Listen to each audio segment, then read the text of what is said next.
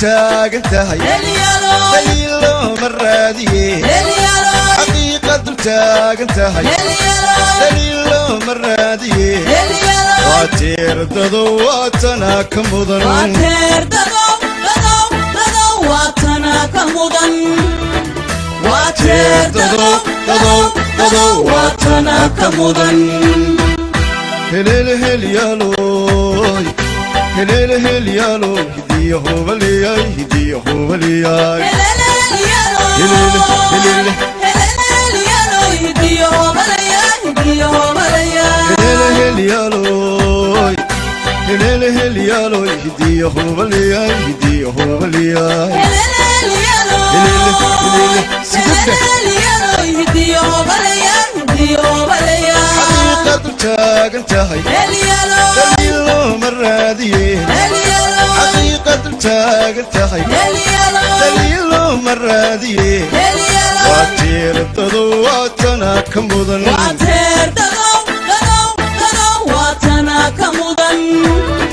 واتير ضواتنا كمضن هلل هل يالوي هلل هل يالوي هديه ولياي هديه ولياي daawadayaal waxaad ku soo dhawaataan barnaamij gaar ah oo aan kaga marakacayno waxqabadka muuqda ee madaxweyne mudane Ismaaciil Cumar Geelle uu ka hirgeliyay dalka Djibouti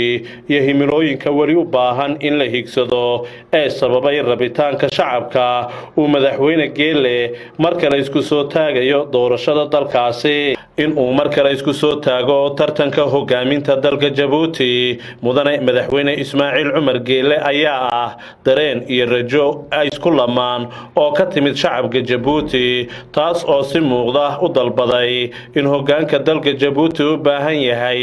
waaye arag dhamaystiri kara hayaanka iyo geediga horumarka ee dalka Djibouti uu ku jiro kaas oo noqday ruugcada mudane madaxweyne Ismaaciil Cumar Geelle oo ay shacabku sheegeen inaan looga maarmi karin hogaaminta ummadda Djibouti inuu markale qabto hogaamiye dareen leh oo guud ahaan hogaamiye dalka Djibouti marka laga soo cabir qaato doorashadii sanadkii tagay ee 2016 ka dhacday wadanka Djibouti iyo sidii loogu codeeyay madaxweyne Ismaaciil Cumar Geelle waxay ibafur u noqotay in horumarka iftiimaya ee maanta Djibouti ka muuqda horumarkaasi oo ahaa ballanqaadyadii madaxweyne Geelle waqtigii doorashada waxa uu dalka ku agay cadaalad shaqo abuur iyo tacliinta oo la tayeeyay farxadda aan dareemayo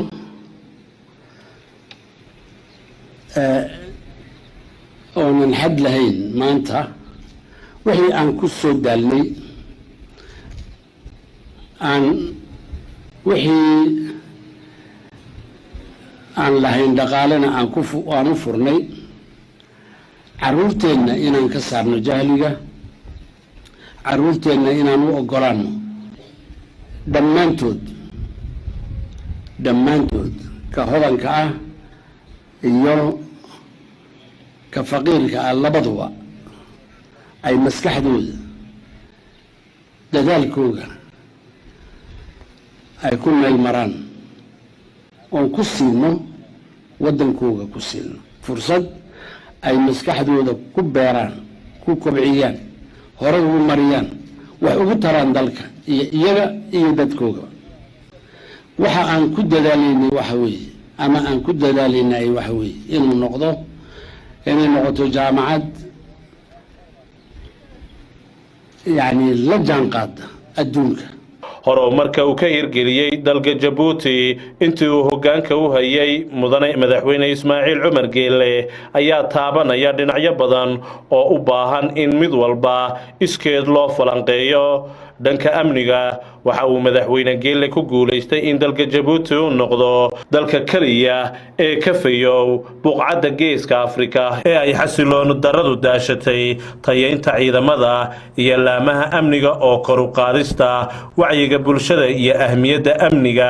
iyo xiriirka dhow ee ka dhaxeeya laamaha amniga iyo bulshada reer Djibouti ee uu dalka u dhigay madaxweyne Ismaaciil Cumar Geelle taas oo suuro geliyay in amniga Djibouti Djibouti uu noqdo mid sugan soona jiita indhaha caalamka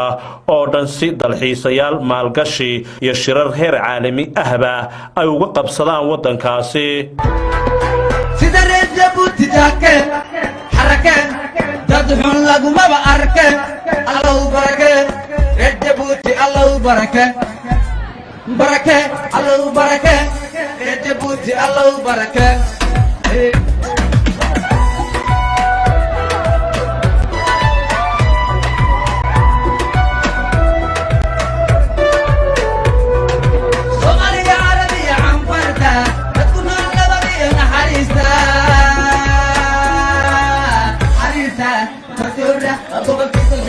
dhinaca caafimaadka iyo adeega bulshada waxa uu madaxweyne Geele u suura gashay in dawladdiisu ay wax muuqda ka qabato waxaana tusaale loo soo qaadan karaa sida ay Djibouti u xakamaysay caabuqa COVID-19 ee dunida sida baan u saameeyay waxaana Djibouti u suura gashay in dalkeeda ay hoos u dhigto fiditaanka iyo saameynta caabuqa laba kaclaynta coronavirus iyadoo oo laga hirgeliyay xayiraado lagu yaraynayo faafidda caabuqa COVID-19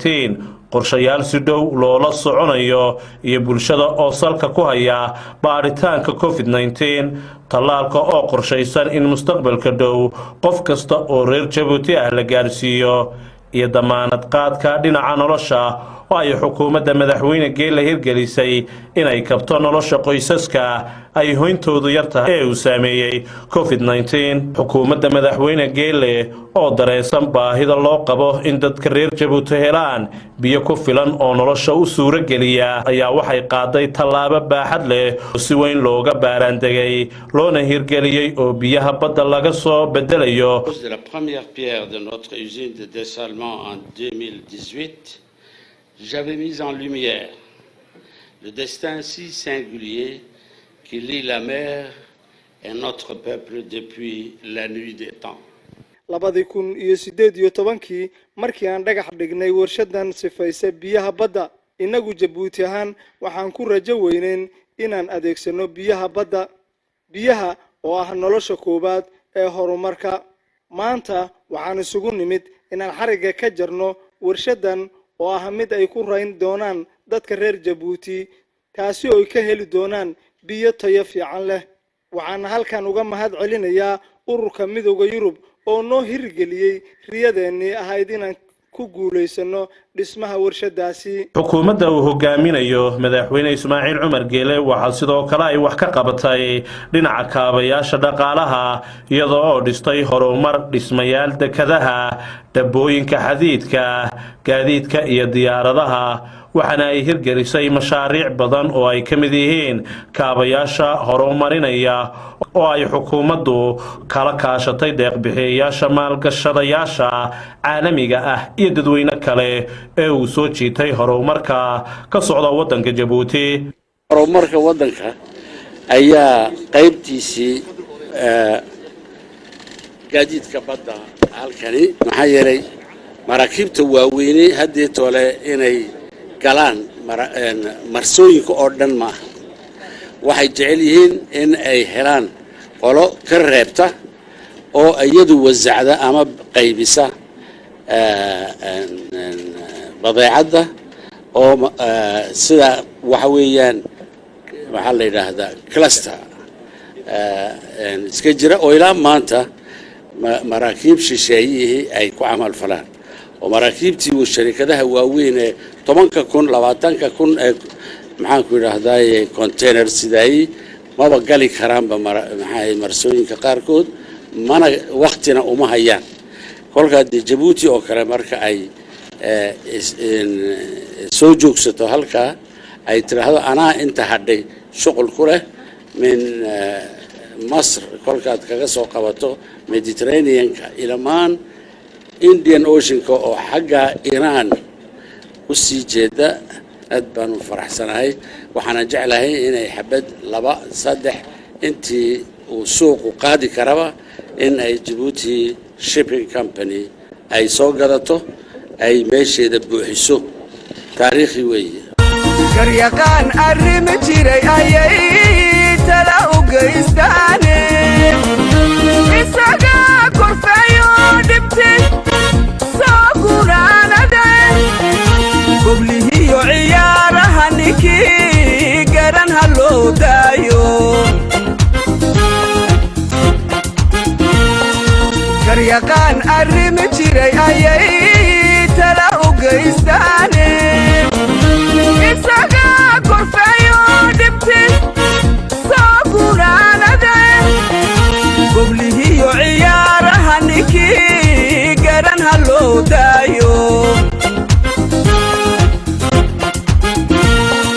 gaadhiga ninkii wadi jire garan ha loo daayo utaceelka ninka ka oge garan ha loo daayo niishaanka ninka gani jire garan ha loo daayo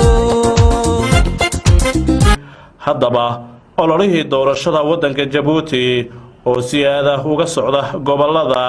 deegaanada waddanka Jabuuti waxa uu madaxweyne Ismaaciil Cumar Geelle mar kale ballan qaaday in horumarka ay halkaa ka sii wadi doonaan lagana sii higsan doono mustaqbalka ballaaran kan maanta ka jira dalka Jabuuti kaasi oo midhihiisa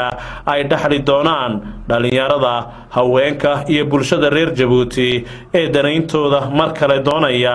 in uu madaxweyne Ismaaciil Cumar Geelle isku soo taaga doorashada kuwaas oo ballan qaaday inay codkooda uga hiilin doonaan madaxweyne Geelle qaraartii 17 December intii nitimiday waxaan filayaa in ay maanta ay sii kordheen waxaan filayaa in waxa aad inagu samaynaysaan iminka sharafteedii ama xaggeedii ugu sarreeyey inaad joogtaan maxaa yeelay waxay ka dhigan tahay waxaad adigu doonayso ama qofka inuu ku hago ama uu ku taliyo ama uu ku horkaco aad doonayso doorashadiisa sanduuqa aad la tagayso weeyaan dimuqraadiyadda la sheegayba taasaa ugu horraysa waxa aan garanayaa baaqiinnii kolkaan anigu ka soo jawaabay shalay waxaan idhi kiinnii baa hadhay maanta waad tusaysaan barrina inaad ku xaqiijin doontiin codkiinna bisha 9keeda dhallinteennu waxa weeyaan mustaqbalkeennu